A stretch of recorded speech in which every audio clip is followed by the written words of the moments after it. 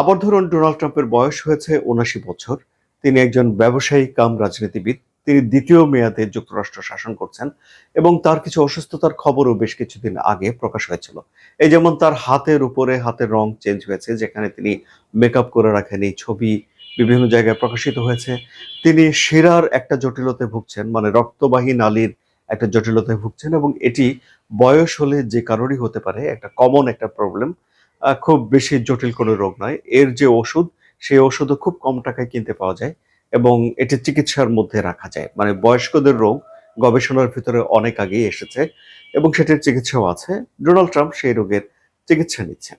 কিন্তু তারপরেও যেহেতু মানুষটা হলেন ডোনাল্ড ট্রাম্প, তিনি ক্ষমতাধর একটা দেশের প্রেসিডেন্ট এবং তিনি তার রাজনৈতিক কর্মকাণ্ডের কারণে ব্যাপকভাবে আলোচিত এবং প্রায়শই তিনি বিশ্বের সংবাদপত্রগুলোতে শিরোনাম হয়ে থাকেন। সুতরাং ডোনাল্ড ট্রাম্পকে ঘিরে যখন একটা গুজব রটিয়ে পড়ে, সেটি খুব দ্রুত ছড়িয়ে পড়েছে।